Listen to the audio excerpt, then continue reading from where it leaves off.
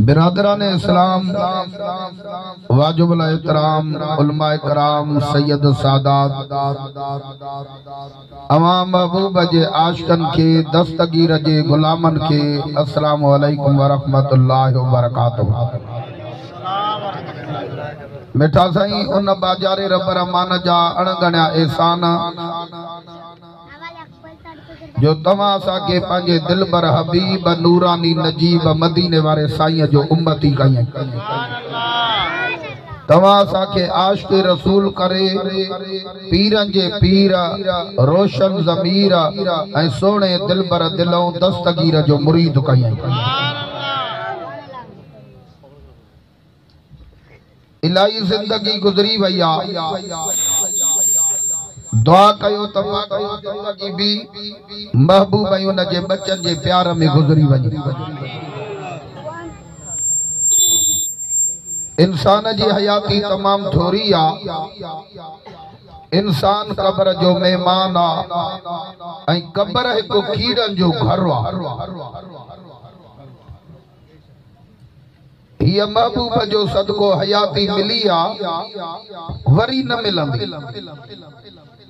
तव्हां भी चओ ज़बान सां वरी चओ चओ वॾे आवाज़, वरी न मिलंदी। वरी हली कब्र जा मेहमान थींदासीं।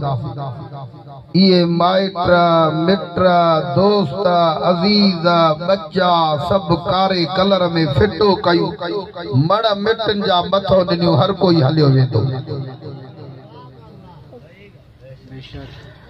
नबी सही फरमाइन था त मां अल्लाह जो नबी तव्हां सां वाइदो थो कयां, तू कहिड़ो भी गुनहगार जेॾी महिल तोखे सभु छॾे वेंदा, मां अल्लाह जो नबी तुंहिंजे कब्र जे अंदर हली ईंदुसि।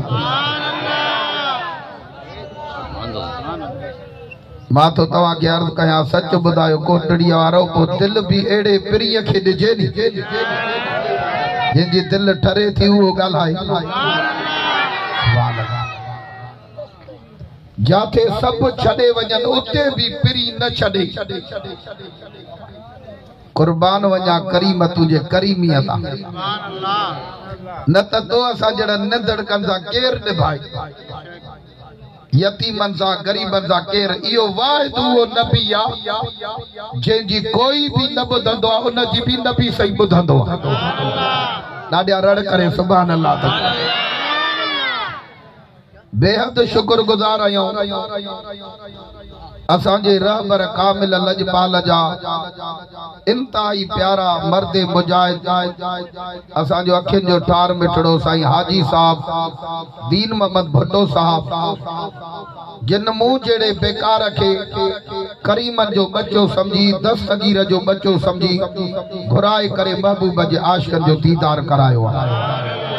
ऐं ख़ुसूसन असांजा जनाब मोहतरम साईं सैयद गुलाम आबिद शाह बादशाह ऐं असांजे मरहूम साईं अल्लाह बचायो शोरो साहब, उन जे लाइ दुआ जे लाइ हुकुम थियो आहे।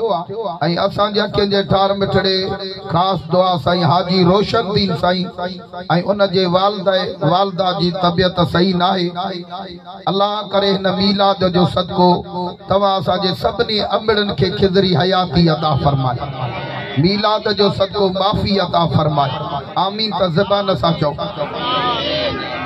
मिठा साईं आयत करीमा ॿुधो, तर्जुमो चंद प्यार जूं ॻाल्हियूं, आखिर में तव्हां जे लाइ तव्हांजे बच्चन जे लाइ दुआ थींदी।